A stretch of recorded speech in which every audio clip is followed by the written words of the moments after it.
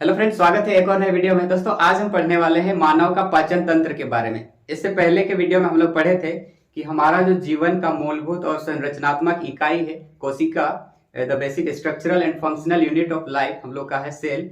बहुत सारे कोशिकाएं मिलके बनी थी उत्तक, और उत्तकों से ही आगे चल के अंग बने, अंग से फिर अंगतंत्र, और फिर बना एक जीव, बना एक शरीर बना। तो उस वीडियो में हम लोग समझे थे कि किस प्रकार से एक मानव जो शरीर है उसके अंदर करीब 10 हम लोग पढ़े थे जो तंत्र है, अंग तंत्र। उसमें से आज हम लोग सबसे पहला पढ़ेंगे मानव का पाचन तंत्र के बारे में। हम लोग इसमें देखेंगे किस प्रकार से मानव का पाचन तंत्र काम करता है, कौन कौन सा इसमें पार्टिसिपेट करते हैं अंग, और देखेंगे। चलिए वीडियो को शुरू करते हैं। तो मानव का जो पाचन तंत्र है, मानव का पाचन तंत्र, पहले समझते हैं पाचन का क्या मतलब होता है।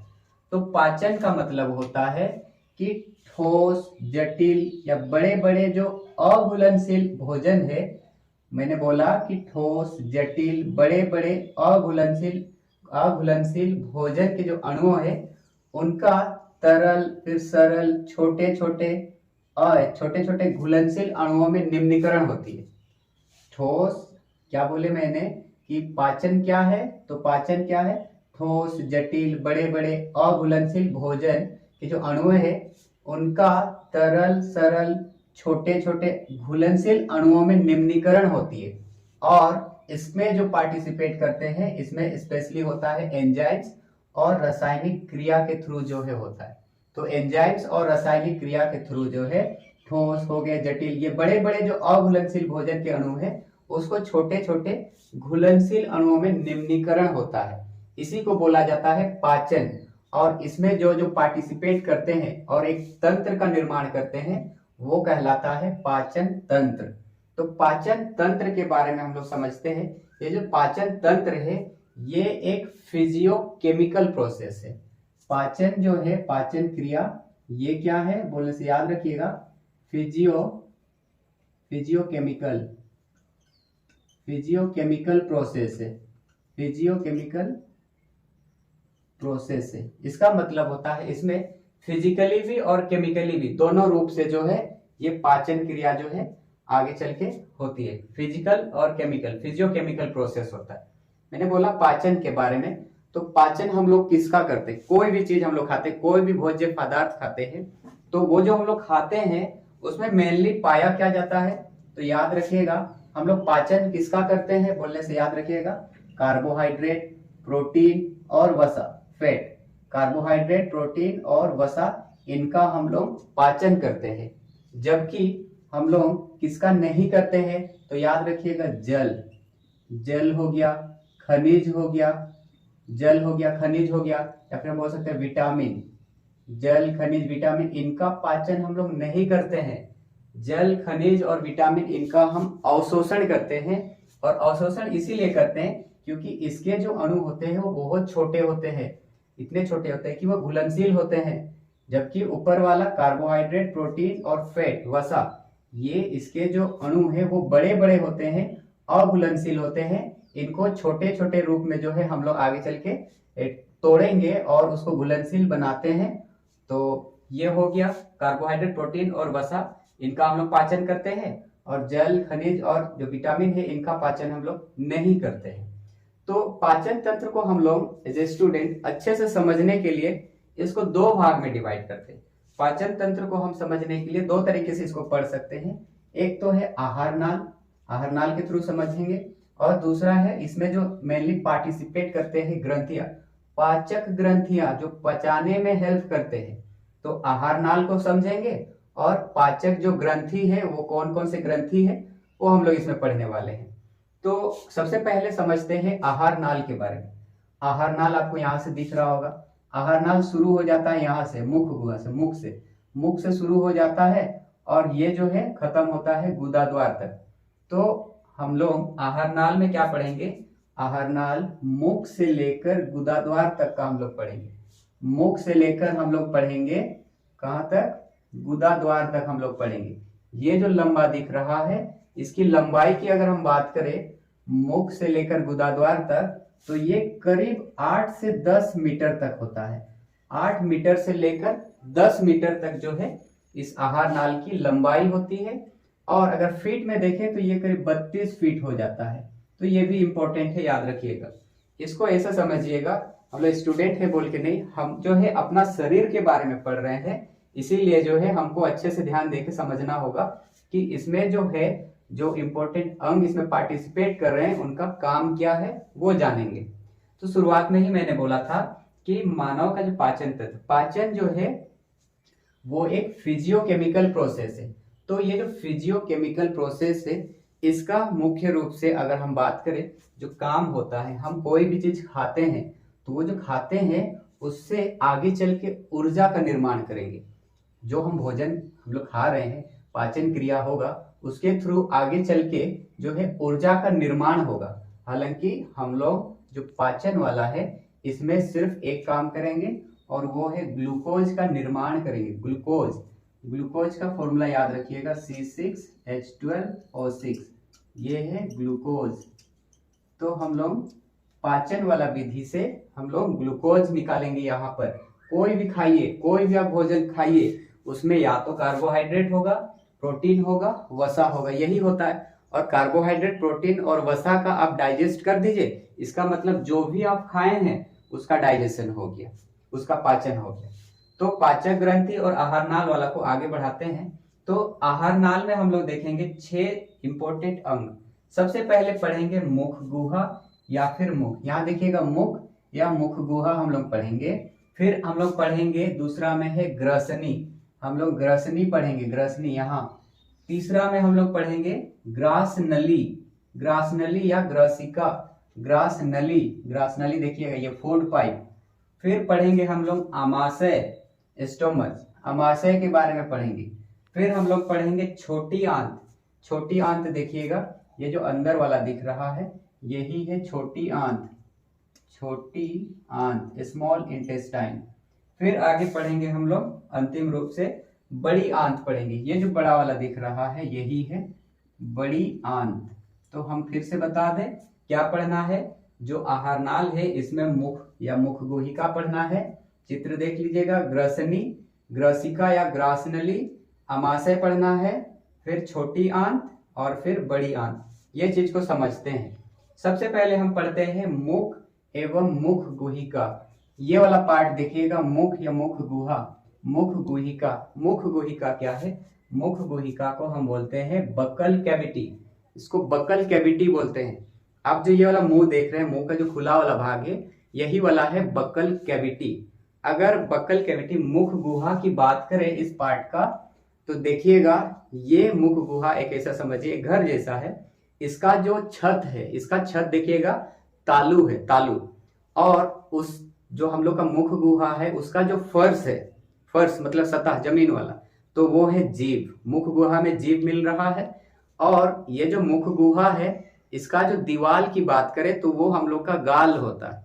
तो मुख गुहा का दीवार हो गया गाल, और उसका जो छत है वो हो गया तालु, और उसका जो फर्श हो गया वो हो गया जीभ। और मुख गुहा को बंद करने के लिए है हम लोग का 2 होंठ है। तो इस प्रकार से मुख गुहा में हम लोग क्या देखें, हम लोग का जीभ है, तालु है, गाल है, होंठ है, और साथ ही मुख गुहा में ही है हम लोग का दांत, मुख गुहा में दांत। अब कोई भी आप भोजन पदार्थ को लेते हैं, जब भोजन पदार्थ को मुख गुहा में रखते हैं तो सबसे पहला काम कौन करता है? जीभ और दांत काम करते हैं। तो दांत का काम होता है चीरने का, फाड़ने का, चबाने का काम होता है। जीभ में हम लोग का जो दांत, यहाँ जो हम लोग का मुख गुहा में दांत है वो 4 प्रकार के हैं। इंसिजर है, केनाइन है, प्रीमोलर, मोलर हम लोग पढ़ते हैं, यही चीज हम लोग पढ़ते हैं, कृंतक, रदनक, अग्रचवर्णक, चवर्णक, तो वो एक अलग है। तो हम लोग आज समझते हैं इसमें आगे कि मुख गुहा में ये सब है। और भोजन सबसे पहले हम लोग का पहुंच गया कहाँ? मुख गुहा में। और मुख गुहा में से ही पाचन की क्रिया स्टार्ट हो जाती है। हम लोग का यहाँ पर जो जीभ है, जीभ, और इस जगह है लार ग्रंथि, इस जगह है लार ग्रंथि। और लार ग्रंथि जो है आगे इस भोजन को चिपचिपा बना के जो है आगे भेज दिया जाएगा। तो सबसे पहले हम लोग क्या देखें? मुख गुहा में, मुख में दांत, जीभ, तालु, गाल, होंठ, ये सब पढ़े। फिर इसके बाद, हालांकि ये जो हम लोग का मुख गुहा है इसी जगह पर ही जो है कार्बोहाइड्रेट का पाचन हो जाता है। लगभग कार्बोहाइड्रेट का पाचन यही स्टार्ट हो जाता है। तो मुख गुहा के बाद हम लोग क्या पढ़ेंगे ग्रसनी के बारे में। ग्रसनी, फेरिंग्स, ये जो ग्रसनी दिख रहा है, ये ग्रसनी में हम बात करेंगे। ये जो है क्या है, मुख गुहा का पिछला भाग है। मुख गुहा का पिछला वाला भाग है ग्रसनी। ये करीब 10 से 12 सेंटीमीटर का होता है। और ये जो हम लोग का ग्रसनी है वो वायु और भोजन का मार्ग है, सहमार्ग है। और इसी में से ही याद रखिएगा ध्वनि की जो गूंज होती है, ये वाला ध्वनि की गूंज जो है वहीं पर उत्पन्न होती है। तो यहाँ देखिएगा जो तालु है हम लोग का, वो तालु जो है हम लोग का नीचे वाला पार्ट जो है मुख गुहा, ये तालु है। तालु के ऊपर है श्वास नली और उसके नीचे है हम लोग जो भोजन वाला खाते हैं। तो मुख गुहा नीचे हो गया, तालु के नीचे मुख गुहा और तालु के ऊपर जो है श्वास मार्ग है, श्वसन मार्ग है। तो ये हम लोग जानते हैं। इसके बाद एक अगला पढ़ेंगे ग्रसिका। ग्रसिका या ग्रासनली। ग्रासनली देखिएगा ये फूड पाइप, इसको इंग्लिश में एसोफेगस बोलते हैं। इसमें क्या है, ये पतली पेशीय संकुचनशील, ये 23 से लेकर 27 सेंटीमीटर लंबी नली है। ये वाला जो हम लोग का ग्रासनली है, फूड पाइप, ये 23 से लेकर 27 सेंटीमीटर लंबी नली होती है। इसमें क्या है, मुख गुहा से लार सना जो भोजन है, मुख गुहा से जो लार सना हुआ जो भोजन है वो निगल द्वार द्वारा ग्रासनली पहुंचता है। देखिए जो हम लोग का ग्रसनी है, ये जो फेरिंग्स है, यहाँ 2 द्वार है, एक तो है कंठ द्वार और एक है हम लोग निगल द्वार। तो हम लोग क्या देखे, जो फूड पाइप है वो निगल द्वार द्वारा ग्रासनली तक पहुंचता है। यहाँ का भोजन जो है निगल द्वार द्वारा ग्रासनली तक आया, फूड पाइप वहां तक आया। फिर इसकी जो भित्ति है, जो फूड पाइप का जो भित्ति है, इसमें पाचन नहीं होता है, कोई पाचन ग्रंथियां ही नहीं पाई जाती है। और यहाँ से जो भोजन आती है, एक मूवमेंट हम लोग पढ़ते हैं पेरिस्टाल्टिक, ये क्रमकुंचन। ये क्रमकुंचन क्या है, अगर यहाँ का भोजन डायरेक्ट यहाँ गिरेगा तो अमाशय को चोट लग सकती है। तो क्या करता है यहाँ पर ये फूड पाइप, इसको क्रमकुंचन, एक तरह से फैलेगा फिर सिकुड़ेगा, फैलेगा सिकुड़ेगा। इससे क्या होगा, भोजन आएगा हल्का, फिर इस तरह से दबाएगा, अंदर ले आएगा। तो वो मूवमेंट के थ्रू जो है भोजन आ जाता है अमाशय में। अब पढ़ते हैं अमाशय के बारे में। जो इंग्लिश का अल्फाबेट देखते हैं तो इंग्लिश का अल्फाबेट में ये जे आकार का जैसे दिख रहा है। अमाशय जे आकार का जैसे, चौड़ा थैलीनुमा, जठर ग्रंथियां पाई जाती है इसमें बहुत ज्यादा। अमाशय में बहुत ज्यादा जठर ग्रंथियां पाई जाती है, उसमें से जठर रस निकलता है। और जठर रस में ही हम लोग पढ़ेंगे इसमें जो एंजाइम्स पाए जाते हैं, मुख्य रूप से HCl हम लोग पढ़ेंगे, श्लेष्मा या म्यूकस, और एक है पेप्सिनोजेन, ये पढ़ेंगे। और ये जो अमाशय है इसमें भोजन लगभग 4 घंटे तक रहता है, भोजन 4 घंटे तक रहता है। और ये जो अमाशय है, इस अमाशय का ये जो लेयर वाला पार्ट, ये जो दीवार है, इन दीवार में बहुत ज्यादा जो है ग्रंथियां पाई जाती है। अगर हम बोले तो किसी बुक के थ्रू ये लगभग है 3.5 करोड़, 3.5 करोड़ जो जठर ग्रंथियां पाई जाती है इसमें। अमाशय की अगर ये दीवार की बात करें तो ये एपिथेलियम वाला कोशिकाओं से मिलकर बने होते हैं। इसमें 3 प्रकार की कोशिकाएं होती है। तो अगर अमाशय वाला में हम बोले ये चीज, तो अमाशय में ही एक याद रखिएगा, जैसे यहाँ पर बहुत ज्यादा पाचक ग्रंथियां तो पाई जाती है, हम लोग पढ़ेंगे आगे चल के जठर ग्रंथियां, पाचक ग्रंथियां में अभी बस आहारनाल पढ़ रहे हैं तो होगी। आगे है खाना कहाँ तक आ गया, भोजन अमाशय तक आ गया। अब अमाशय के बाद हमको पढ़ना है, भोजन जा रहा है डायरेक्ट छोटी आंत में। तो छोटी आंत के बारे में समझते हैं, क्या है छोटी आंत। तो छोटी आंत जो है वो भोजन में, भोजन का पाचन और अवशोषण, भोजन का पाचन और अवशोषण का केंद्र होता है ये वाला छोटी आंत। ये आहारनाल का सबसे लंबा भाग है, आहारनाल में सबसे लंबा कोई है तो वो है छोटी आंत है। और ये लगभग 6 से लेकर 7 मीटर लंबी होती है और 2.5 सेंटीमीटर चौड़ी होती है। भोजन का अगर संपूर्ण पाचन देखते हैं तो संपूर्ण पाचन छोटी आंत में हो जाती है, भोजन का संपूर्ण पाचन छोटी आंत में हो जाती है। हम लोग कार्बोहाइड्रेट का पाचन देखे थे यहाँ पर मुख गुहा में, और जो प्रोटीन है, प्रोटीन कर देता है हम लोग का अमाशय में ही करेगा। तो संपूर्ण पाचन जो है आगे चलकर यहाँ पर छोटी आंत में हो जाएगी। अधिकतम भाग जो है वो रंसाकुर होता है, विलाई पाए जाते हैं। और विलाई क्या होते हैं, जो भोजन को पाचन यहीं पर छोटी आंत में ही मिलता है, भोजन का जो पाचन और अवशोषण है उसमें सहायक होता है। ये फिंगर लाइक स्ट्रक्चर होता है छोटी आंत में, और इस छोटी आंत में ही 3 भाग पाए जाते हैं, ग्रहणी, जेजुनम और एक है इलियम। तो ये हम लोग पढ़े छोटी आंत के बारे में। देन भोजन आ रहा है देखिए बड़ी आंत में, छोटी आंत के बाद बड़ी आंत। संपूर्ण पाचन तो हो गया छोटी आंत में, तो अब जो है वेस्ट जो है वो बड़ी आंत के थ्रू जो है गुदाद्वार से रिलीज कर दिया जाएगा। तो बड़ी आंत के बारे में हम लोग क्या जानते हैं, ये आहार नाल का सबसे अंतिम भाग है। अगर लंबाई की बात करें तो ये 1.5 मीटर लंबा होता है बड़ी आंत, और चौड़ाई होता है सेंटीमीटर में 4.7 सेंटीमीटर। और इसमें जो पचे हुए शेष भोजन और जल का अवशोषण होता है। अगर वाटर अगर आ गया है यहाँ बड़ी आंत में तो उसको अवशोषित कर लिया जाएगा, और लास्ट में पाचित जो भोजन है उसको शरीर से बाहर निकाल दिया जाएगा बड़ी आंत के बाद। और जिस प्रकार से छोटी आंत को हम लोग 3 भाग में डिवाइड किए, उसी प्रकार से अब बड़ी आंत को भी हम लोग जो है पढ़ने के लिए 3 भाग में डिवाइड करते हैं। ये जो 3 भाग है इसमें एक हो जाता है सीकम, फिर होता है कोलन, सीकम पाया जाता है कोलन, और एक है मलाशय। तो बड़ी आंत को भी हम लोग 3 भाग में डिवाइड किए। तो ये रहा हम लोग का आहार नाल। मुख और मुख गुहिका के बारे में समझे, ग्रसनी के बारे में, ग्रसनाली के बारे में, आमाशय पढ़े, छोटी आंत बड़ी आंत, ठीक है। मुख गुहा यहीं पर जिह्वा मिलेगा, जीभ मिलेगा। ग्रसनली पढ़े हम लोग, फिर ग्रसनी पढ़े, आमाशय, छोटी आंत, देन बड़ी आंत पढ़े। अब हम बात करते हैं इसके पाचन में जो है जो इंपॉर्टेंट ग्रंथियां है वो कौन कौन से ग्रंथियां जो है इसको पाचन करने में हेल्प करते हैं। तो पाचक जो ग्रंथियां है ये 2 प्रकार हम लोग पढ़ते हैं। एक तो है आंतरिक पाचक ग्रंथियां, और एक है बाह्य पाचक ग्रंथियां। आंतरिक का मतलब समझते हैं किसी अंदर की बात करते हैं, और बाह्य में जो बाहर वाला पाचक ग्रंथियां हैं वो देखते हैं। बाह्य वाला में कौन आते हैं, तो लार ग्रंथि पढ़ेंगे सबसे पहले, फिर अमाशयी या जठर ग्रंथियां पढ़ेंगे, फिर यकृत के बारे में पढ़ेंगे, लिवर के बारे में पढ़ेंगे, लिवर, फिर आंतरीय ग्रंथि, ये जो आंत्र वाला छोटी आंत बड़ी आंत उसमें जो ग्रंथियां है, और अंतिम रूप से अग्न्याशय के बारे में पढ़ेंगे, पेनक्रियाज के बारे में पढ़ेंगे। तो शुरू करते हैं पाचक ग्रंथि में।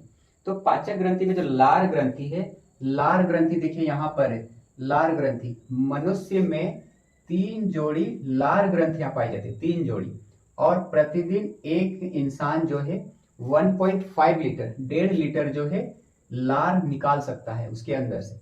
और जो लार होता है उसका पीएच वैल्यू लगभग 7 होती है, ये न्यूट्रल होता है, 7 न्यूट्रल होता है। तो लार जो लार है ना, याद रखिएगा न्यूट्रल इसीलिए भी है क्योंकि लार जो है ये लार में 99% पानी होता है, सिर्फ 1% एंजाइम होता है। 99% पानी होता है और 1% जो है एंजाइम होता है। तो लार ग्रंथि हम लोग पढ़ेंगे यहाँ पर, और लार का जो काम होता है वो यहाँ पर जो भोजन आता है लार वो क्या करता है, चिपचिपा बना देता है भोजन को। तो लार हो गया। आगे है भोजन जो है आ जाता है अमाशय में, और अमाशय में ही बोले 3.5 करोड़ ग्रंथियां पाई जाती है, जठर ग्रंथियां, जो कि जठर रस का निर्माण करती है। यहाँ पर पढ़े थे ना अमाशय वाला में कि अमाशय में जठर ग्रंथियां है, जठर रस निकलती है, रिलीज करती है, उसमें एंजाइम जो पाए जाते हैं HCl, श्लेष्मा या म्यूकस या पेप्सिनोजेन। ये जो HCl है, ये HCl इसके लगभग ये ऊपर वाला पार्ट में है, सबसे ऊपरी वाला पार्ट में। देखिए अमाशय वाला में हम लोग क्या पढ़ते हैं, अमाशय या जठर ग्रंथि।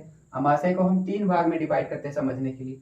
एक है कार्डिक, एक है कार्डिक, ये वाला कार्डिक हो गया। दूसरा है हम लोग का यहाँ पढ़ेंगे फंडिक शॉर्ट में लिख दे रहे फंडिक, और एक है पाइलोरिक, ये हो गया। अमाशय को हम 3 भाग में डिवाइड किए। जो कार्डिक ग्रंथियां ये ऊपरी भाग में है, ऊपरी वाला भाग है, ये HCl निर्माण करती है, जीवाणुनाशी होता है, जीवाणु को मारती है। यहाँ जो लार है ना, लार जब यहाँ भोजन हम लोग खाते हैं, कभी कभी अगर कोई थोड़ा गंदा चीज अगर मुंह में चला जाता है, कोई बिना धोए अगर खा लेते हैं, तो उसमें जो जीवाणु होंगे, बैक्टीरिया है, वो अगर आ जाते हैं तो लार सबसे पहले उसको मारता है, और एंजाइम है ना, एंजाइम है तो मार देगा, और फिर जो है आगे आता है। अगर यहाँ से बच गया, आगे आ जाता है, तो आगे आके HCl मार देगा उसको। यहाँ पर HCl है, लोहा को भी गलाने का शक्ति रखता है HCl। सोचिए हमारे पेट में है और हमको कुछ नहीं हो रहा है, रीजन आपको पता चलेगा आगे। तो ऊपर वाला भाग हो गया कार्डिक ग्रंथ है, ऊपरी भाग हो गया HCl का निर्माण करती है। जीवाणुनाशी होती है और भोजन को तोड़ता है। या जो भोजन आ गया, जो भोजन हम खाए हैं अच्छा से नहीं टूटा है तो यहाँ तोड़ता है HCl कहता है। तो कार्डिक ग्रंथि ऊपरी वाला भाग में पाएंगे, बीच वाला में पाएंगे फंडिक, बीच वाला में हम लोग पाएंगे फंडिक। और फंडिक जो है ये कांटानुमा रुधि होता है, ये भोजन को रोक कर रखता है, इसमें कांटानुमा वाला पाया जाता है ये वाला पार्ट में। अगर कभी कभी भूखे हम लोग रहते हैं तो हमको चुभता है, पेट दर्द देता है हम लोग को, तो ये हो गया। और जो लास्ट है पाइलोरिक ग्रंथि, ये जठर ग्रंथि है, इससे जठर रस निकलता है। इसमें 2 प्रकार का एंजाइम हम लोग पढ़ेंगे पाइलोरिक वाला में, रेनिन और पेप्सिन। रेनिन जो है दूध को दही बना देता है और पेप्सिन जो है प्रोटीन का पाचन करता है। तो अमाशय में हम लोग देखें, कार्बोहाइड्रेट का तो हो गया यहाँ पर ही पाचन, प्रोटीन का पाचन यहाँ अमाशय में होगा। अमाशय में प्रोटीन का पाचन होता है। तो अमाशय के बारे में हम लोग पढ़ेंगे।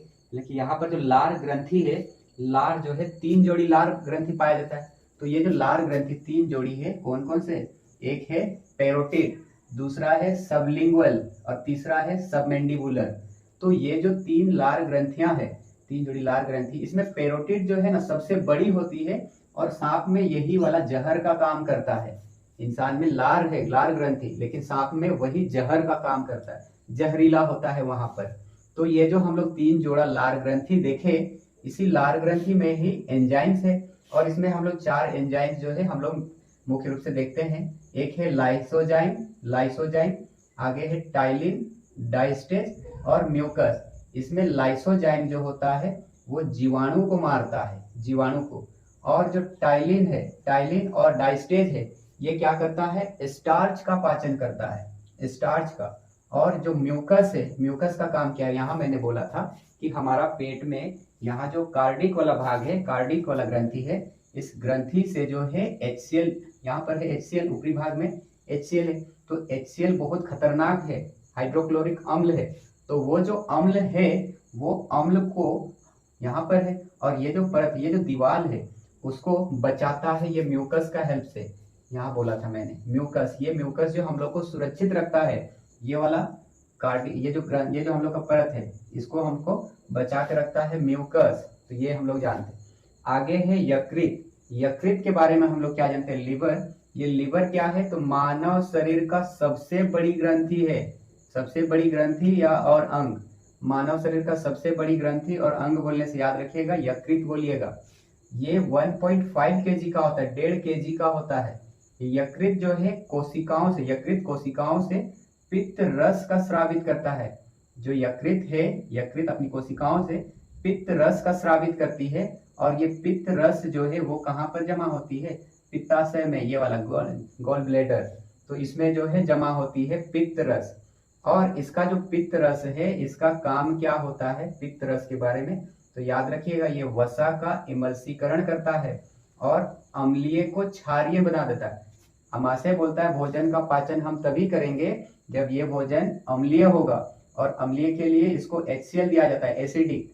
और इसी में एक चीज और बोल रहे हैं, कभी भी हम लोग ज्यादा मात्रा में खाना खा लेते हैं, तो जब ज्यादा खाना खाएंगे तो HCl ज्यादा मात्रा में रिलीज होगा, ज्यादा मात्रा में सीक्रेट होगा, और ज्यादा मात्रा में सीक्रेट होगा तो हमको हो जाती है एसिडिटी।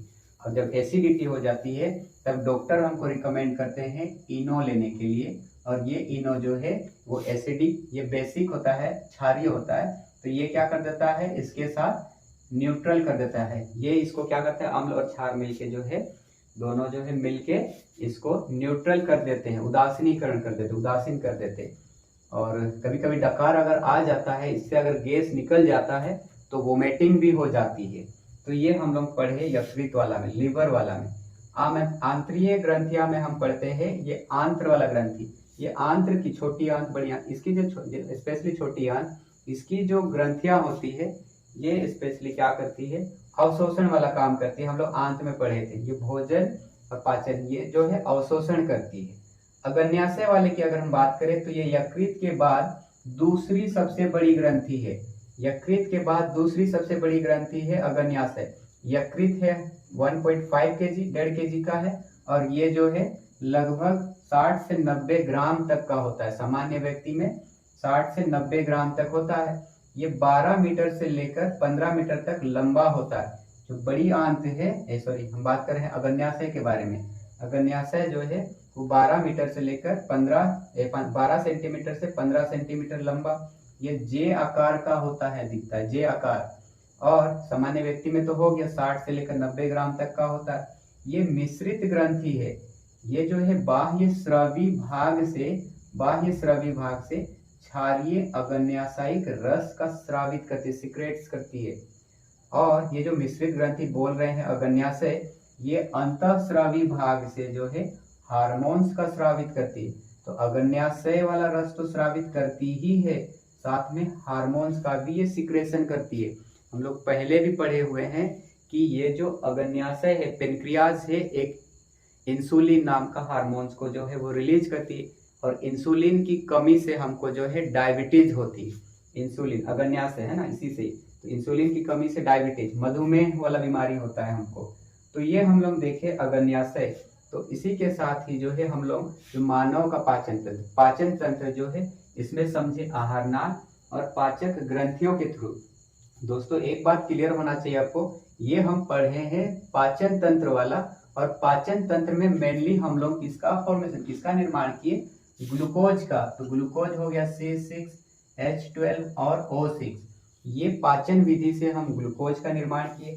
और इसके बाद हम लोग श्वसन जो विधि है, श्वसन प्रक्रिया, उसके थ्रू हम ऑक्सीजन को लेंगे। तो ग्लूकोज और ऑक्सीजन ये दोनों जो है पहुंच जाएंगे कोशिका के माइटोकॉन्ड्रिया में, और कोशिका के माइटोकॉन्ड्रिया में जाके इनके बीच जो है ऑक्सीडेशन होगा, और फिर इसमें से ऊर्जा का निर्माण होगी, साथ ही H2O और CO2 भी बनेंगे। तो CO2 जो है वो हम उसको सांस के थ्रू ही बाहर निकाल देते हैं। तो ग्लूकोज हो गया हम लोग का ये वाला पाचन विधि से, और ऑक्सीजन हो गया हम लोग का श्वसन विधि से। दोनों जो है कोशिका के माइटोकॉन्ड्रिया में होंगे और ऊर्जा का निर्माण करते हैं। इसीलिए कोशिका का जो माइटोकॉन्ड्रिया है उसको पावर हाउस बोला जाता है, कोशिका का ऊर्जा घर, क्योंकि वहां से ऊर्जा का निर्माण होती है। तो इसके बाद हम लोग श्वसन वाला विधि पढ़ेंगे, श्वसन तंत्र के बारे में पढ़ेंगे। तो आई होप आपको जो ये हम लोग आज के जो क्लास है आहार नाल और पाचक ग्रंथियां, हम अपने जो हमारा जो शरीर में पाचन जो क्रिया होती है वो किस प्रकार से होती है, मुख गुहा से शुरू होती है, जो अंग इसमें पार्टिसिपेट करते हैं उनकी हम लोग कार्य भी समझे, और अंतिम में जो है गुदाद्वार के द्वारा जो है हम लोग जो वेस्ट है अवशोषित, जो हम लोग का पाचन नहीं होता वो वाला को हम लोग क्या करते हैं, उस वेस्ट को जो है गुदाद्वार के द्वारा हम रिलीज कर देते हैं। तो आई होप आपको ये जो वीडियो है वो आपको पसंद आई होगी। इसके बाद जो है हम लोग श्वसन तंत्र के बारे में पढ़ेंगे, और आज के लिए बस इतना ही रखते हैं, मिलते हैं अगला वीडियो में, तब तक के लिए थैंक यू।